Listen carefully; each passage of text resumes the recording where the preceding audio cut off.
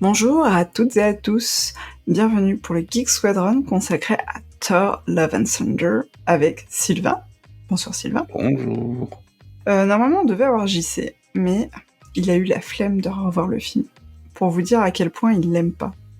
Et ça partait en fait du fait qu'on avait discuté tous les trois et qu'on n'était pas d'accord sur la qualité du film, on va dire. En fait, JC et moi étions d'accord sur l'absence de qualité du film, alors que toi, tu trouves qu'il a des qualités, ce qui fait dire que tu as très mauvais goût. Et ce Mais qui n'est pas très commun, je l'avoue, ce film est assez détesté, mais je voulais avoir un peu un droit de réponse pour défendre ce film mal aimé, que même les plus fervents défenseurs de Marvel n'aiment pas. Alors que moi, je pense que c'est un de mes préférés, en fait, même du MCU, pour tout te dire. allez, bonne soirée, j'y vais, moi. Moi, le premier thème que je voulais défendre, c'est le méchant. Le méchant, c'est Gore. Il est interprété par Christian Bale. Bon, c'est quand même un bon acteur. Je marque un point, là. Oui, mais en fait, tous les acteurs de ce film sont normalement des bons acteurs. Oui, je suis d'accord. Il y a plein de points, là. Et le personnage, je trouve qu'il est plutôt intéressant. D'abord, il a une bonne raison d'être méchant. Il est plutôt bien développé. Il a un univers visuel plutôt intéressant. Que ce soit quand il est dans la ville, la nouvelle Asgard, avec ses espèces de croque-mitaines, ou que ce soit dans sa planète, là, à la fin, où il y a une absence totale de couleurs, on se retrouve dans un monochrome. Je trouve qu'il y a un vrai univers visuel, un parti pris. Et moi, j'ai plutôt adhéré. Alors, il porte très mal son nom. Il s'appelle Gore et c'est un film pour enfants. Alors oui, il a une certaine gueule, mais et oui, Christian Bale est un très bon acteur. Mais à partir du moment où Christian Bale dit qu'il a accepté ce rôle pour faire plaisir à ses gamins, et on y reviendra sur cet argument parce qu'ils sont assez nombreux à l'avoir sorti, dont le réalisateur. Vous inquiétez pas, c'est lui qui va prendre le plus. Ah ben, c'est toujours la faute du réalisateur. Effectivement, il a une sacrée gueule, Gore. Il a un background. Il a des raisons d'être en colère. Mais c'est pourri. À aucun moment, il me fait peur. À aucun moment, je suis effrayé pour les enfants. À aucun moment, je ressens quoi que ce soit à part un ennui profond. Il ne fait que cabotiner, en fait, en permanence. Non, mais je suis pas d'accord avec toi. Je trouve qu'il cabotine pas trop. Toutes les séquences avec C'est les vrai gamins. il est pas très effrayant. C'est plus du ouah, je suis un méchant. Voilà, c'est un méchant qui dit je suis un méchant, je veux faire du mal parce que je suis un méchant et que je suis en colère parce que je suis un méchant. Et puis son arc sa rédemption finale, c'est de la merde. Ah mais non, c'est très bien. Mais non, arrête. Non, c'est naze. Je suis pas d'accord avec toi. Moi, je trouve que c'est très très bien. Au contraire, enfin, voilà, la raison profonde, c'est sa fille. Donc la raison profonde de sa rédemption, c'est sa fille. Moi, je trouve qu'au contraire, il y a une grande cohérence dans ce personnage. Par contre, ce que je suis d'accord avec toi, c'est que du coup, on n'a pas de vrai méchant. On reviendra sur les autres personnages qu'on peut dire un peu méchants, comme Zeus et tout. Mais en effet, du fait que le méchant, il ait droit à sa rédemption, du coup, on n'a pas de mal absolu. En fait, le méchant est gentil. On le comprend tellement bien qu'on finit par se dire qu'il a raison, en fait. C'est ça le problème en fait, c'est le tueur, c'est Gore, soi-disant le tueur de Dieu. Mais il ne tue que des abrutis, parce que oui, effectivement, tous les dieux qui croisent, c'est des crétins finis. Et même quand Thor va voir les autres dieux, c'est des abrutis finis.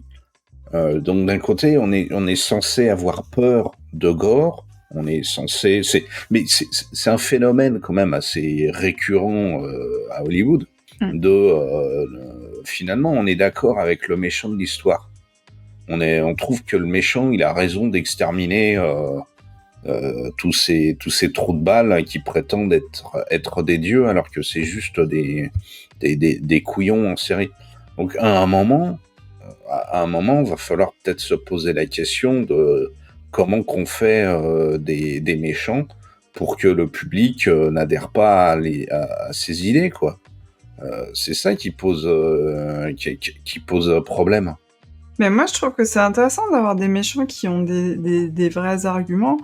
Et après, en fait, le fait que c'est un méchant, c'est pas tellement le fait qu'il s'en prenne à des dieux, c'est qu'il s'en prenne à des dieux sans réfléchir à quel dieu il s'en prend, et donc il s'en prend y compris aux enfants d'Asgard. Et c'est là que ça en fait un méchant, c'est qu'il y a un moment, il est dans un aveuglement, et donc il fait plus la part des choses. Le problème, c'est que on peut dire la même chose du Joker de Todd Phillips. On peut dire la même chose d'autres méchants qu'on a vus dans des films de pop culture. Et bah, même Thanos. Et même Thanos. Le problème, c'est que pour moi, un méchant qui est adoubé par le public, qui est suivi par le public et qui retourne les arguments dans la vie réelle, c'est pas un bon méchant. On n'est pas, même si on n'est pas censé bouffer ses voisins parce qu'on apprécie Hannibal Lecter. Il y a quand même une distance à avoir. Là, on a. Non, je suis pas d'accord. Je pense que on devrait bouffer ses voisins. N'adhère pas. Mais non, on n'adhère pas au fait qu'il faut tuer les enfants asgardiens. On adhère au fait que dans les dieux, il y en a des mauvais, et donc il faut peut-être faire une guerre contre les mauvais et garder les bons et faire la part des choses.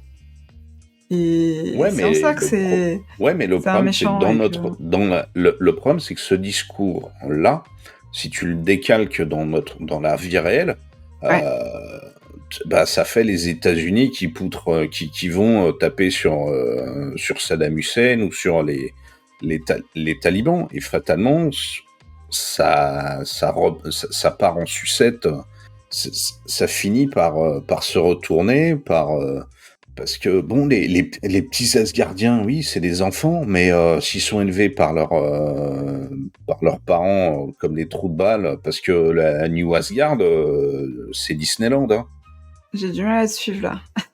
Bah, tu dis qu'en gros que Gore il a raison, en tout cas il a les bons arguments, et que bon, il faut taper sur les méchants dieux et puis il faut garder les gentils dieux.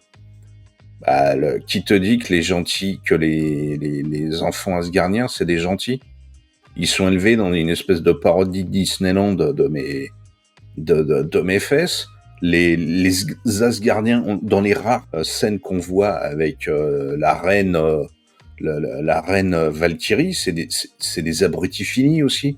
S'il n'y a pas de Thor dans le coin, c'est des poulets sans tête. De toute façon, c'est des enfants, quoi, j'ai envie de te dire. Et même si c'était des enfants, je sais pas, élevés par Zeus ou quoi, ça resterait des enfants. Enfin, il y a un moment, tu peux pas condamner de la même façon des enfants et des adultes. On est d'accord, comme. Et il faut que tu le dises à l'oral pour les gens qui écoutent le podcast, parce que sinon ils vont se dire que t'es un peu vrillé, Sylvain. Bah, je suis vrillé. On va pas être d'accord là-dessus. Ah bah, rassure-toi, on sera d'accord sur aucun point de tout ce podcast. Très bien. On continue sur les méchants, du coup on parle des autres dieux là, qui sont peut-être les véritables méchants du coup. Je suis pas sûr que ce soit des vrais méchants, des vrais abrutis finis, égocentriques, oui, tout à fait. Mais même là, Russell Crowe en Zeus, il cabotine. Oui, je suis d'accord. Il ne fait que ça. Il y a aucun intérêt. Même les autres dieux, c'est de la figuration idiote. Et ils sont poutrés en dos par Thor qui a poil en plus. Non mais il y a quand même nanana. T'adhères pas à la blague nanana. Ah non, pas du tout. Mais en fait, il y a rien qui me fait rire dans ce film. C'est vraiment, pour être honnête avec toi, ce film, il m'a mis en colère. C'est le premier Marvel, et pourtant tu sais que j'adore ça. Ouais. Mais là, il m'a vraiment énervé et j'en veux beaucoup à Tahiti Taika Bob Waititi. d'avoir fait ce... Ah non, pas hors de question que je l'appelle par son vrai nom et son vrai prénom. Pour moi, ce sera Tahiti Bob parce qu'il est vraiment... Pour moi, il est vraiment le Tahiti Bob du MCU, lui. Non, je précise que c'est Taika Waititi. Ouais, c'est ça, Tahiti Douche. C'est toute la séquence avec les dieux. Elle est moche. On y Oui, reviendra là, sur alors c'est les vrai effets qu'elle est très spéciaux laide. ratés. Elle est extrêmement laide à l'image du film. Elle ne sert globalement à rien. Et Russell Crowe est totalement pathétique là-dedans.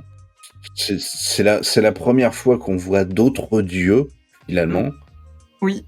Et on se dit que Thor fera bien d'aller là-bas et de tous les tuer, ils servent à rien. Non, moi, c'est Russell Crowe avec sa jupette, c'est du n'importe quoi. Putain, elle est loin l'époque de Maximus.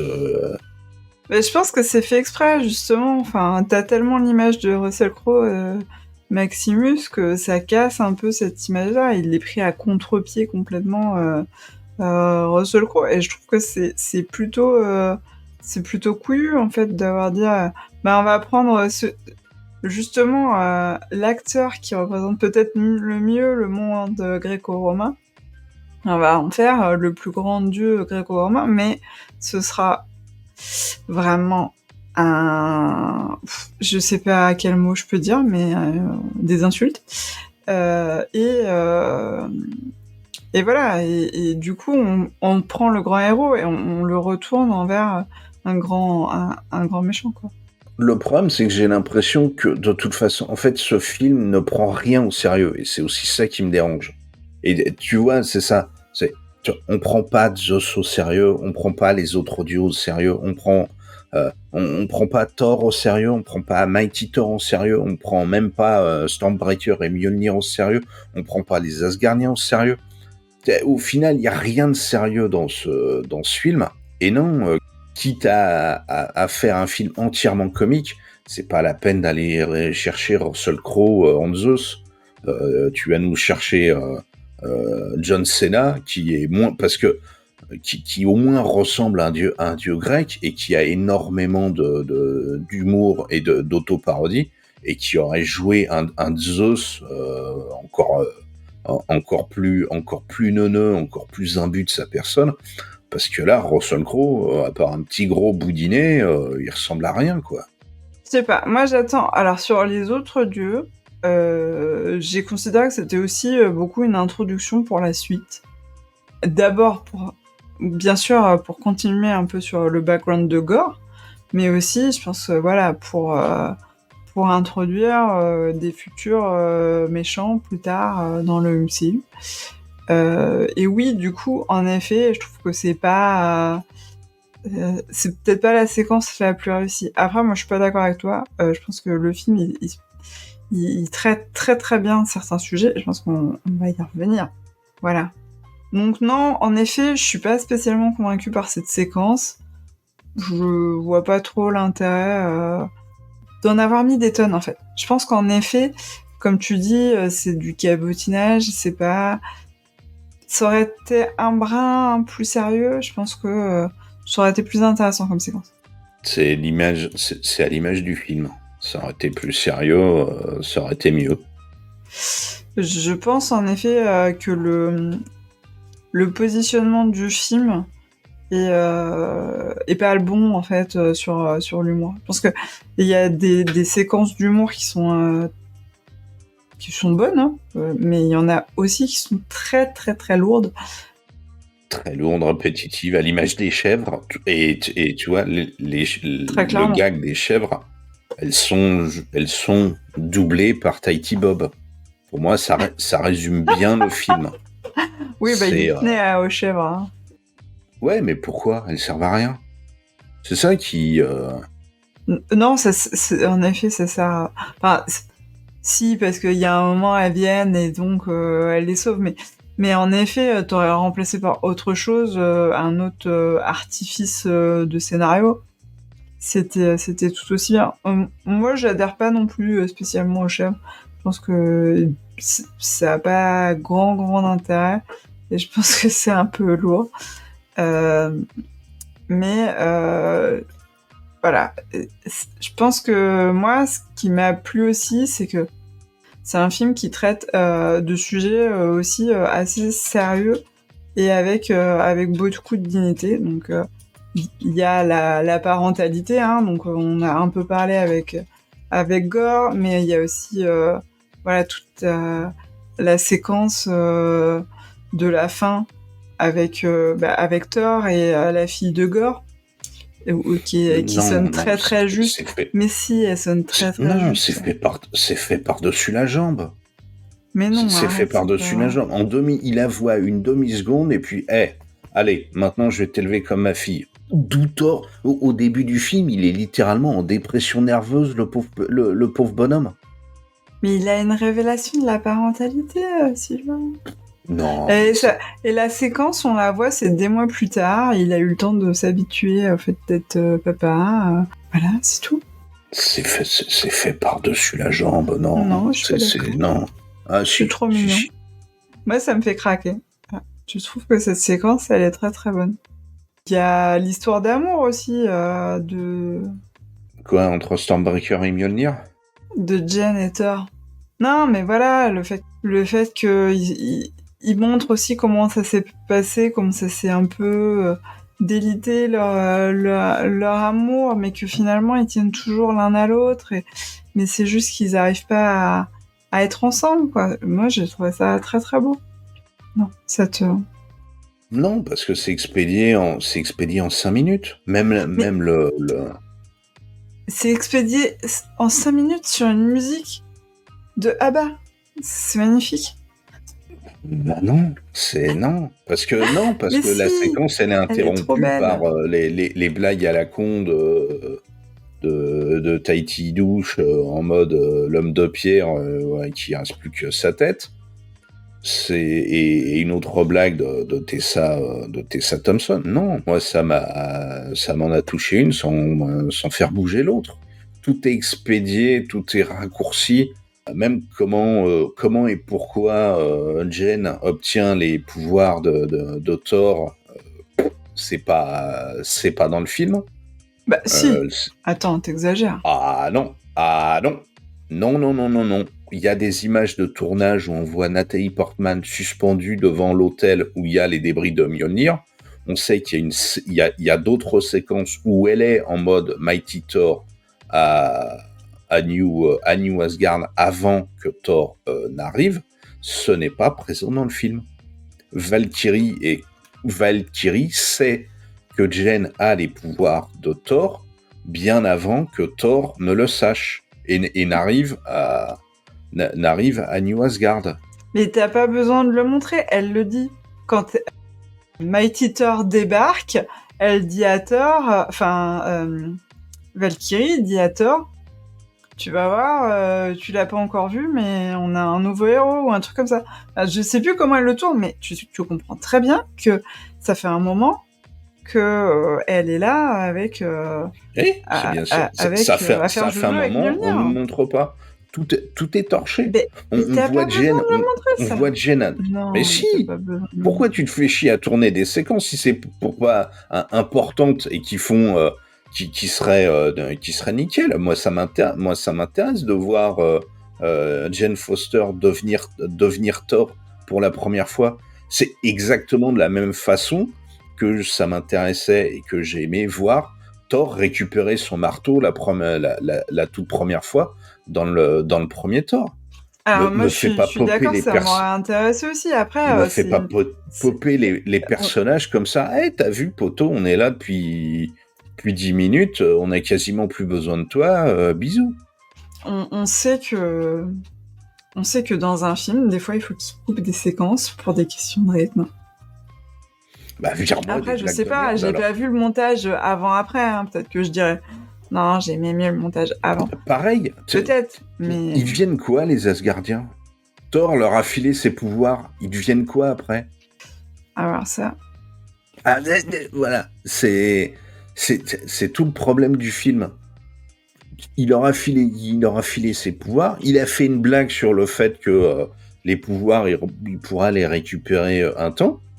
Et puis après, Wallo. On a le fils de... On a le fils d'Emdal qui apprend à se battre. Sif, elle est expédiée, c'est pas qui a expédié, elle est torchée dans des séquences en mode c'est trop la blague, je suis en train de mourir, je me suis fait couper le bras. C'est festival de la connerie, ce film. Mais si c'est drôle, peut-être que ton bras ira au Valhalla. D'où c'est drôle, c'est n'importe quoi. C'est de l'irrespect pour les persos, pour le public, pour les acteurs. Ça fait des années que l'actrice qui joue Sif essaye de réintégrer le MCU. Ça fait des années que les fans demandent à ce qu'elle en vienne. Et le seul moment où ils la font revenir, c'est dans ce film pourri. Je suis d'accord avec toi que c'est un personnage qui a été sous-utilisé et qui a énormément de potentiel. Ça, c'est certain. Et y compris dans ce film, elle est sous-utilisée, clairement. Oui, elle a 2 séquences. Ouais, je suis d'accord. Une où elle est à ça de mourir avec le bras tranché, et à la fin. Mais l'autre qui est sous-utilisé, c'est peut-être Mighty Thor, hein, t'as raison, c'est vrai que... Ah mais clairement, c'est pas du tout rendre grâce à Mighty Thor de ce qu'ils ont fait. Après, moi, j'ai trouvé ça super intéressant, ce traitement de personnage. Enfin, le fait qu'elle soit malade et que, voilà, elle dise, entre eux, faire mon traitement dans une vie qui n'est plus une vie, d'après moi, et vivre à fond, j'ai choisi de vivre à fond. Enfin, je pense qu'il y a plein de gens qui sont confrontés à ce genre de choix. Je pense qu'il faut suivre les traitements, je tiens à préciser. Mais je pense que voilà, il faut aussi réussir à vivre dans les moments entre deux chimios, par exemple, ou tout quoi. Je pense que c'est des moments où il faut que les gens ils continuent à vivre à fond, quoi. Et je pense que ce message-là, il est très très beau et il est très très bien traité. Je suis pas sûr que le message il soit là. Je veux bien, je suis d'accord avec toi, qu'il soit bien traité. Je suis pas sûr. Encore une fois, c'est super, c'est passé en vitesse. C'est quand même relativement torché. Et dans les comics, Jane, quand elle a son cancer, plus elle utilise les pouvoirs en fait, elle ne tient qu'avec les pouvoirs de Thor. Dès qu'elle arrête de les utiliser, c'est même pas qu'elle est à ramasser à la petite cuillère, c'est qu'elle meurt. C'est un peu ça, quand même. C'est plutôt bien respecté. Non ? T'es pas convaincu ? Non, puisque à plusieurs moments, on la voit en Mighty Thor, puis une fois le combat, on la voit en Jane Foster. Mais là, même en Jane, il y a très peu d'interactions avec Thor. Il y a très peu elle a quasiment que des interactions avec Valkyrie quand elle est devenue Jane. Et la seule interaction qu'elle a en tant que Jane, c'est quand elle meurt avec Thor. Oui, mais justement, parce qu'elle essaye tellement de plus être Jane, d'être le plus transformée possible, parce que c'est sa façon de réussir à vivre et à tenir. Elle le laisse pas, en fait, approcher cette fragilité qu'elle a. En fait, elle veut pas l'admettre. Elle veut surtout pas l'admettre auprès de Thor. Valkyrie, elle la laisse un peu toucher du doigt cette réalité, parce que c'est un peu sa confidente et qu'elle a besoin d'avoir quand même quelqu'un à qui se confier. Mais elle veut pas le montrer à Thor parce qu'elle l'aime de trop et qu'elle veut pas le faire souffrir. Et je pense que c'est vraiment... je pense que ça, pour le coup, il y a plein de gens qui le vivent aussi. Moi, j'ai écouté le podcast France Info sur une journaliste qui raconte sa vie face au cancer. Ça s'appelle « Ma vie face au cancer ». Et à un moment donné, elle dit ça a été dur de vivre avec mon mari parce que lui, il me disait « tu vas t'en sortir », parce que lui, il avait besoin de l'entendre, en fait, et de garder de l'espoir. Sauf que elle savait qu'elle était condamnée et elle n'arrivait plus à l'entendre non plus. Et je pense que c'est cette relation-là qui est remise dans le film. T'as sans doute raison, mais je trouve quand même que c'est mal fait. Comme tu le sais, j'ai aussi plusieurs membres de ma famille qui sont morts suite à des cancers. Donc moi personnellement, les messages de tenez bon, serrez les dents, combattez, ça a tendance à me donner envie de taper très fort sur la personne qui le dit avec le truc le plus lourd que j'ai. Ah ben voilà, c'est parce qu'en fait ça a l'effet inverse entre toi et moi.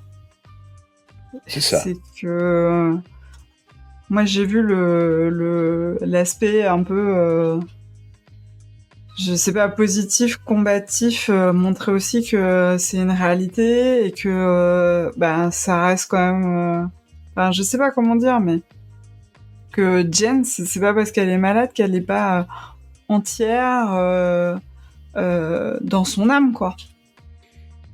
Il y a sans doute, il y a sans doute ça. J'ai plus vu le côté négatif enfin, tu le sais en partie. Mais c'est les discours. C'est pour ça que très souvent dans les films, quand ils utilisent l'astuce du cancer sur un personnage, et puis tu le vois, allez, pas toi, machin, ça plus me donne envie de foutre le feu à la salle qu'autre chose. Ouais, non, mais je peux comprendre que selon nos ressentis, nos vécus, on n'y voit pas les mêmes messages, en fait. Complètement. Après, je trouve que c'est plus intéressant, tu vois, ça, par exemple, que dans Les Gardiens de la Galaxie, où sa mère, elle meurt, et puis finalement, ah bah non, en fait, c'était son père qui l'avait tué, tu vois. Finalement, t'annules un peu, c'est un peu comme si... non, mais le cancer, ça existe non, pas. C'est pas ce qui est dit. Et c'est pas maladie, non, c'est pas c'est pas ce qui est dit. Elle est morte d'un cancer, mais ce qui l'a déclenché, c'est son père. C'est ça qui fait vriller. Oui. C'est ça qui fait vriller Peter. D'où sa réaction. C'est attends, comment ça t'as déclenché? Et là et moi c'est une réaction, je comprends très bien. C'est attends, comment ça t'as fait exprès que maman se chope un cancer? Attends, redis-moi ça là, je crois que j'ai mal compris. Donc c'est moi. Ce que je voulais dire, c'est que du coup, c'est un peu comme si c'était pas une vraie maladie, c'était une maladie extraterrestre, quoi. Non, je le ressens pas. Je le ressens pas comme ça. Non, non, je suis pas d'accord avec toi sur ton analyse du cancer de la mère de Peter. Après, il y a quand même une séquence qui m'a fait un peu halluciner, c'est quand elle envoie ses cellules à Selvig. Alors, moi, je peux vous dire que je suis physicienne. Ne m'envoyez pas vos cellules pour où je vous dise si vous êtes en bonne santé ou pas. C'est niette, en fait. Physicien et biologiste. C'est pas les mêmes métiers. Et en plus, biologiste médical et tout, spécialisé dans le cancer, c'est juste pas du tout la même chose, quoi. Enfin... Ouais, mais là aussi, c'est des, je comprends pas cette séquence. C'est des raccourcis parce que, mais clairement, les scénaristes n'ont aucune connaissance là-dedans et se disent, c'est un docteur, donc il doit savoir faire. Non, mais elle aussi, elle a un doctorat en astrophysique, Jen. Donc en fait, elle est tout aussi compétente que Selvig, en fait. Ils ont le même diplôme, les deux. C'est la logique du scénariste. Tu comprends, elle veut être sûre, elle s'est analysée elle-même ses cellules de sang, donc elle veut un deuxième avis, donc elle l'envoie à l'astronome du coin qui travaille pour le Shield. Bah oui, c'est vrai.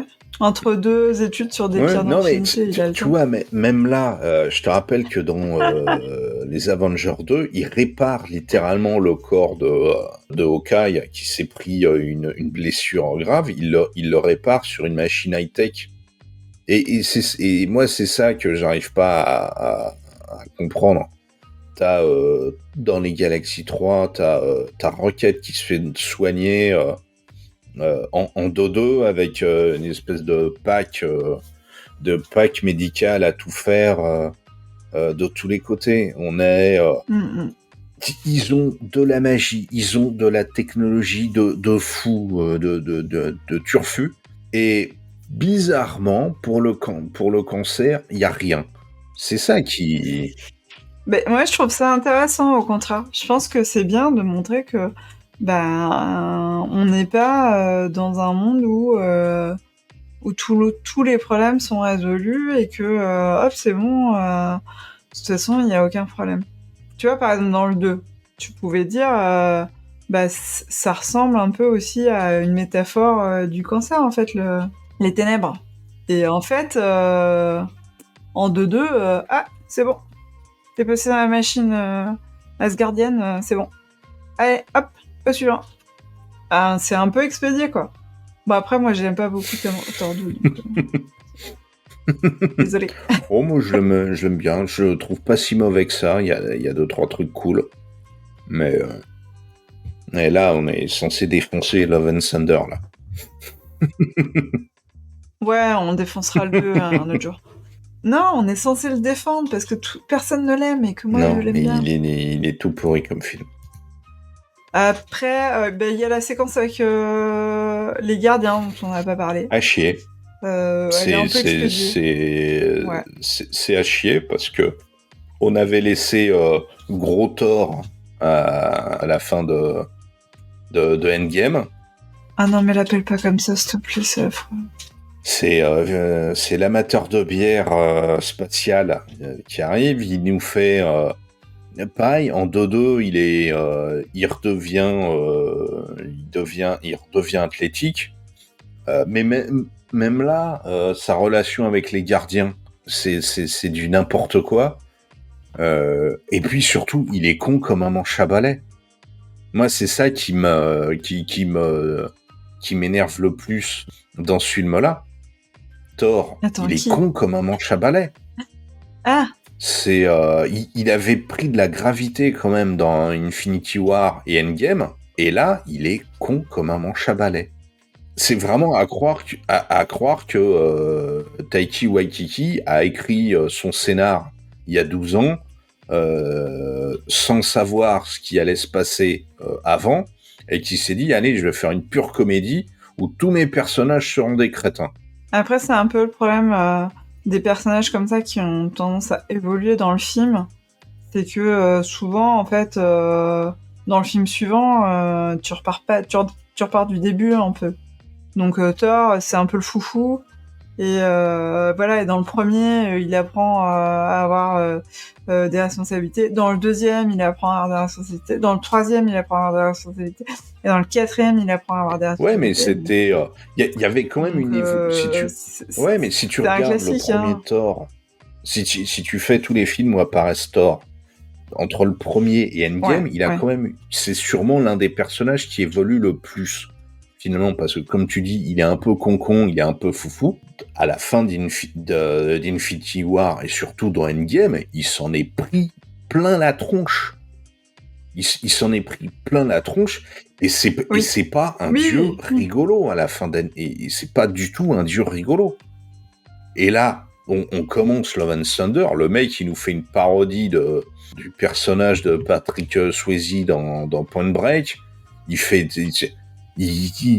C'est du foutage de gueule total. Et puis moi je suis pas d'accord. Encore une fois, c'est des films qui se suivent. C'est des films où il y a un grand monsieur à casquette, là, qui est censé tout chapeauter, qui a viré des scénaristes et des réalisateurs parce que ça allait pas dans son sens de ce qu'il voulait. Et là, on a Thor 4 qui se torche littéralement avec le personnage avec toute l'évolution de Thor jusqu'à Endgame. On a l'impression qu'il part directement en fait, j'ai vraiment l'impression que Love and Thunder, c'est des scènes coupées du début de Ragnarok. Parce que c'est le festival de la connerie, c'est un Thor un peu concon. Et c'est pour ça que j'en veux à Taiki Waititi. Il a fait son truc dans son coin. On l'a laissé faire. Il s'est moqué des effets spéciaux. Le truc que je trouve hallucinant, c'est au moment où les gens d'ILM, ou les gens qui bossent pour les effets spéciaux de Marvel commençaient à sortir les pancartes et commençaient à dire que ils en pouvaient plus, ils étaient rincés des délais foireux, des modifications totales. L'autre connard sort la semaine où son film sort une vidéo YouTube, TikTok, je sais plus trop quoi, où il est avec Tessa Thompson et il se moque des effets spéciaux pas finis de son film. Ah bon? Oui, tu vois, c'est aussi pour ça que ce film me sort par les yeux. Il est en mode rien à foutre. Ouais, c'est pas très correct. Pour moi, le mec est vraiment passé en mode rien à foutre. Je fais ce film-là parce que j'y suis obligé et parce que comme ça, Disney, ils vont me donner, ou la Fox va me donner du pognon pour faire, parce que j'aurais été un bon soldat, j'aurais fait et je vais aller faire mes films. Des rares choses que j'ai vues en tant qu'acteur, en plus de Taiki Waititi, c'est un connard de 50 ans qui se prend encore pour un jeune de 15 ans à faire des blagues de merde. Il ne prend rien au sérieux, ni ce film, ni ses personnages, ni leur histoire. Et moi, ça m'énerve parce que il y avait moyen de faire un truc très bien, et il s'est torché le cul avec Thor. Ben, moi, je suis pas complètement d'accord. Je pense que aussi, on a Thor, justement, comme tu disais, dans la fin de Endgame. Il est très sérieux, mais aussi parce qu'il est en dépression. Enfin, c'est pas sa nature du tout. C'est pas sa nature du tout. Et les gens, ils ont. Ah mais je dis pas le problème, donc, c'est que pour moi, Thor 1, Thor est un abruti, mais c'est pas un con. D'accord, je sais pas si tu vois les différences. Attends, non, je vois pas le. C'est subtil, Sylvain. C'est très subtil.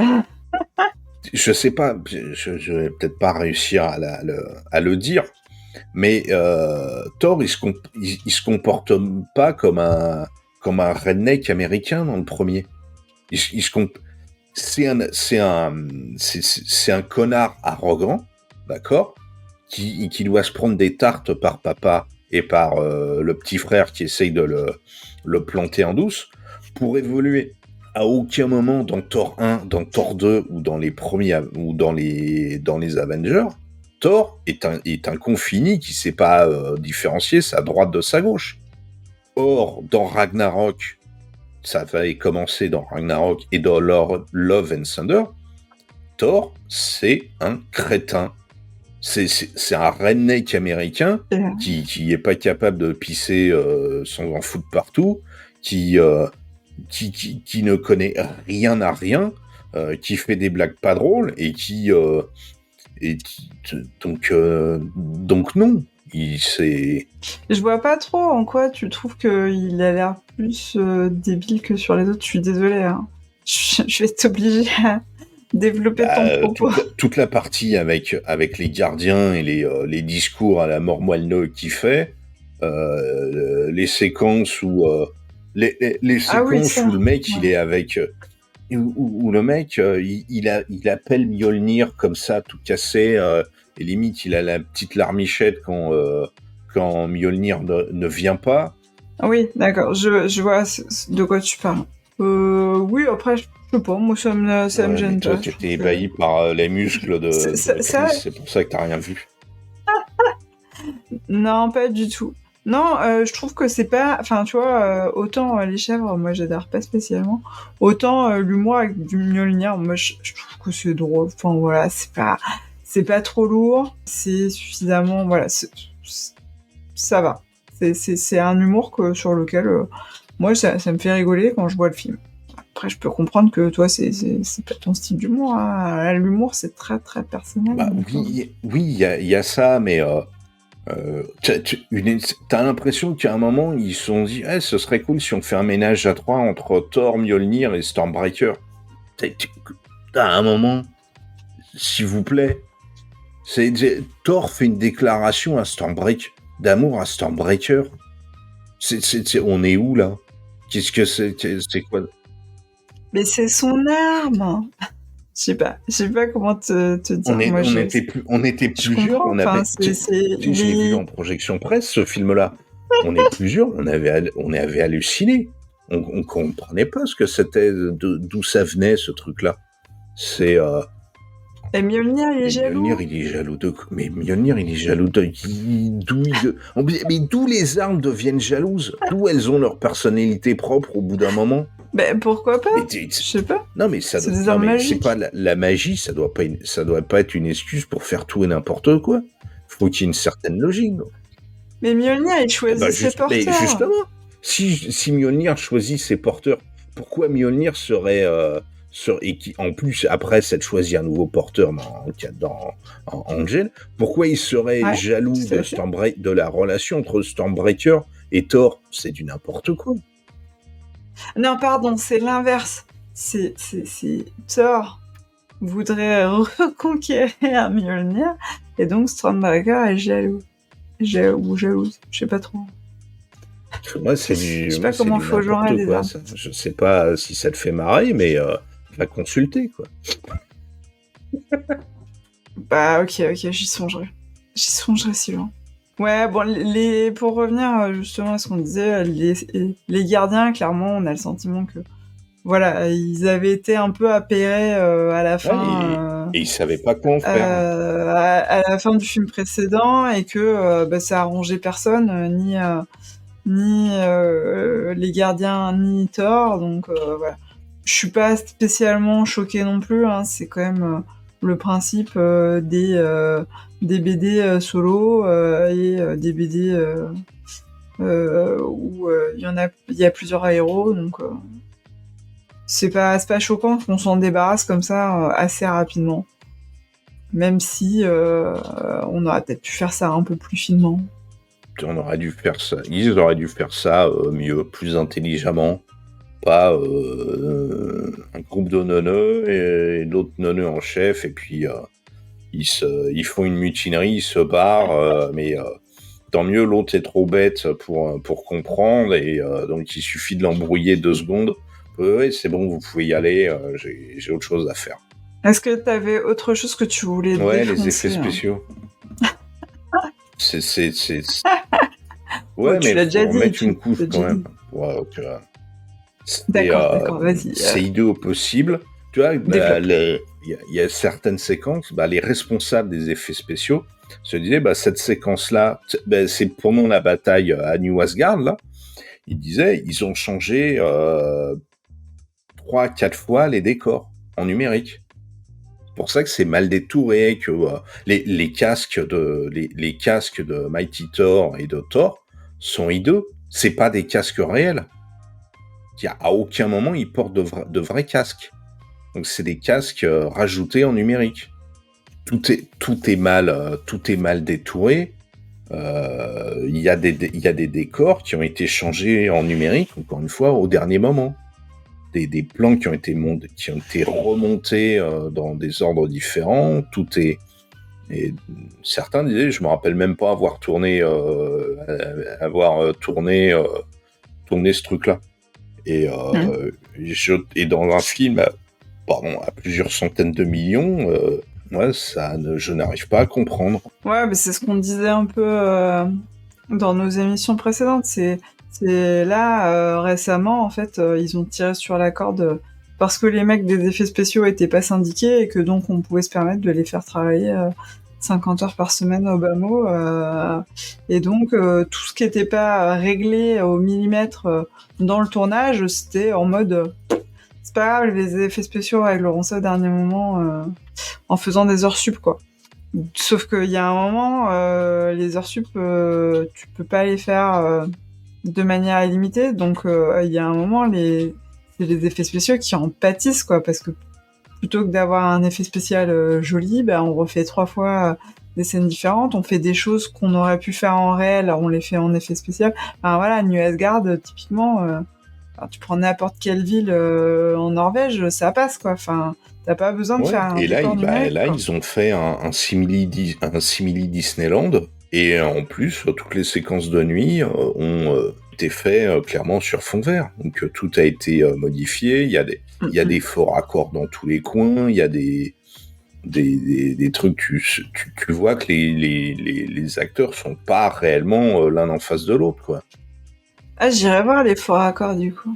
Tu me rends curieux. Surtout pendant la séquence de New Asgard, où tu vois que t'as des problèmes de champ contre champ, t'as des problèmes d'opposition des personnages, mais c'est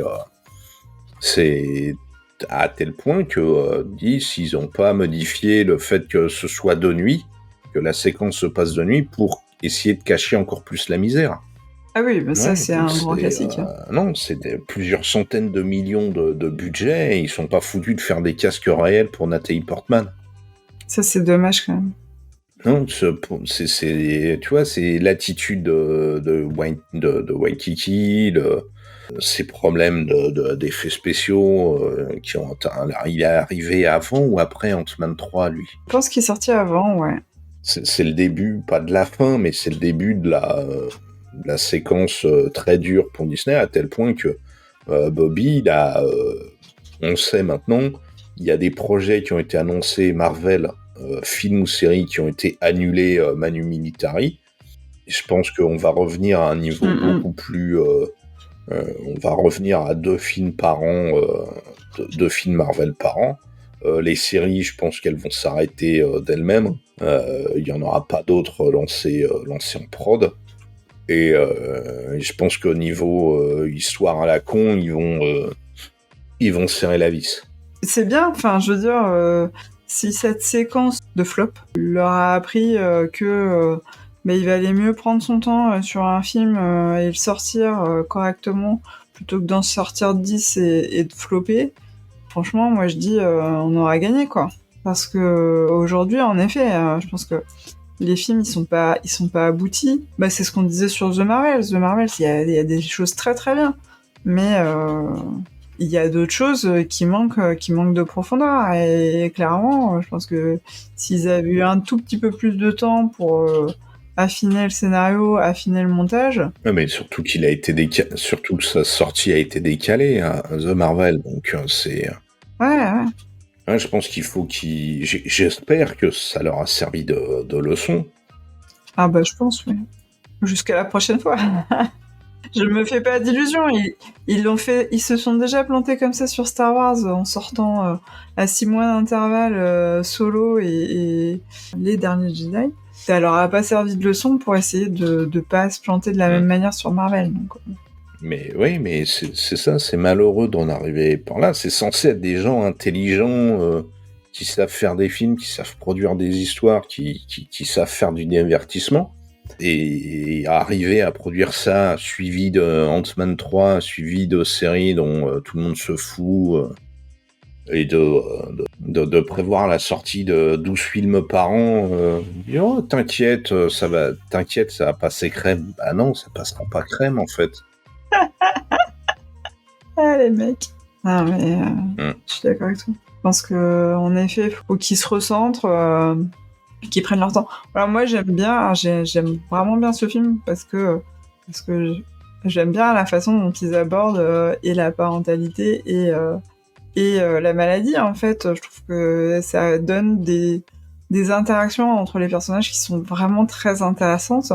Mais en effet, je pense que on aurait pu gagner encore. Déjà, avec les dieux, je pense qu'on aurait pu les développer plus et mieux que ça. Là-dessus, je pense que je suis complètement d'accord avec toi. Moi non, j'apprécie. C'est vraiment un film qui m'a mis autant, tu vois. Ant-Man 3, sorti là, oui, bon, c'est mauvais. Mais celui-là m'a vraiment mis en colère.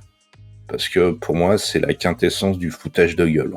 Et alors que j'aime beaucoup Thor, tu sais combien j'apprécie Nathalie Portman. Mais là, c'était vraiment ce film-là, c'est vraiment la goutte d'eau qui a fait déborder l'eau du bain avec le bébé. Ça m'a vraiment... je suis sorti de là, j'étais vraiment écœuré et énervé. Parce que pour moi, c'est un gâchis à 200 millions...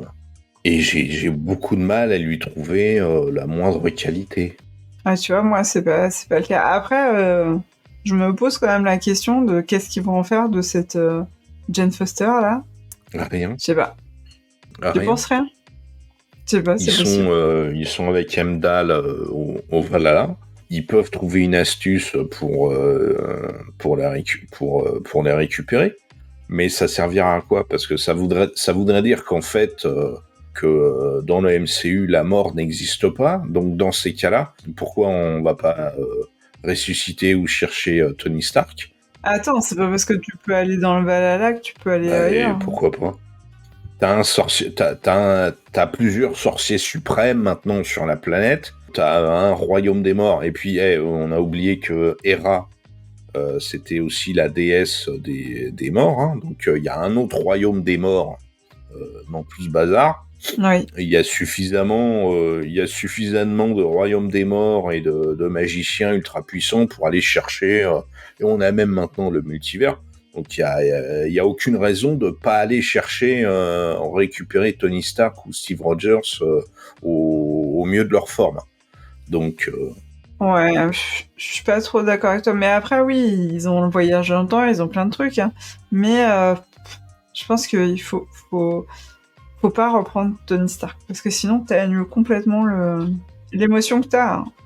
Après, je suis d'accord avec toi. Hein, sur Jen, c'est pareil, mais Jen, c'est pas pareil dans le sens où directement, tu l'as vu revenir. Donc, c'est pas tout à fait la même chose. Ouais, mais ce serait la même. Ça veut dire que la mort n'a aucune conséquence. C'est un peu le problème qu'il y a dans beaucoup de films Marvel ou même de super-héros. Depuis, surtout qu'on a fait le multivers et oui, la mort n'a plus de conséquences. Ah bah il meurt, bah c'est pas grave, on va aller le rechercher, on va repartir 10 minutes en arrière. Pourquoi se soucier des personnages si tu sais que de toute façon dans le prochain film ils vont le ressusciter? Ah ouais, je suis d'accord avec toi. Enfin c'est pas les seuls hein, depuis sur le Seigneur des Anneaux déjà tu peux te dire ah Gandalf il meurt ah bah non tout va bien. Voilà. C'est qu'un exemple. Je pense que tu peux en retrouver déjà jusque dans l'Antiquité. Passant ça, on te dit que au final, pourquoi, en restant dans le Seigneur des Anneaux, pourquoi Sauron il ressusciterait pas finalement? Ah bah si. Bah, et c'est ce qu'il a fait. Et après la destruction de l'anneau unique dans le volcan, on te dit allez, c'est bon, c'est fini, a pu Sauron. Ah bah pourquoi? Oui, si, parce que justement, normalement, dans le Seigneur des Anneaux, il a survécu par le pouvoir de l'anneau. Donc après, il est détruit parce que le pouvoir de l'anneau a été détruit. C'est comme dans Harry Potter. Ouais, mais c'est la même. Hein. Un nécromancien, me dit pas qu'il a trouvé une seule façon de rester en vie au-delà de la mort. Donc si j'ai envie de faire revenir Sauron et qu'il aille poutrer, qu'il aille pisser sur la tombe de Gandalf, je le fais. Non. Ben, appelle Amazon Prime, je suis sûre qu'ils seraient très heureux de ton scénario. Et je pense qu'ils vont peut-être le faire même. Tu vois? Parce que vu qu'ils galèrent un peu, il n'y a pas de problème. Mais oui, enfin, c'est pareil dans l'épisode 9, hein. C'est pas pourquoi ils viennent nous chercher Palpatine. C'est pas comme si il y avait pas des personnages intéressants à développer. Oui, là, c'est... Autre que ressortir toujours les vieilles carnes, au sens propre. Non, mais là, c'est à cause d'Omega qu'il a... arrête, me spoil pas. Donc moi, la solution que j'ai, c'est on tue Omega, on brûle son corps, puis c'est fini. Il y aura plus d'épisode 9. Ah bah, tu veux faire un multiverse à ta sauce de Star Wars? Tu refais Je refais scénario, la trilogie. Je sais le tien. Très bien. Ok. Ouais, je le prends. Tu m'appelleras quand tu auras fini. Pas de souci. On n'a pas parlé de la musique. La musique est bien aussi. Je m'en rappelle plus. Il doit y avoir de la musique pop à l'intérieur, mais je sais plus laquelle. Tu la réécouteras. Bah c'est c'est le thème de Thor et tout, mais c'est réorchestré, c'est sympa. Moi j'aime bien. Voilà. Donc devoir réécouter la BO. Sauf les parties où il y a ABBA. Bah pourquoi? T'as dit qu'il y avait du ABBA à un moment, mais j'aime pas ABBA. Bah non. Quoi? Mais je te réinvite plus jamais. C'est pas possible. Jamais de la vie. En plus, c'est ma chanson préférée d'Abba.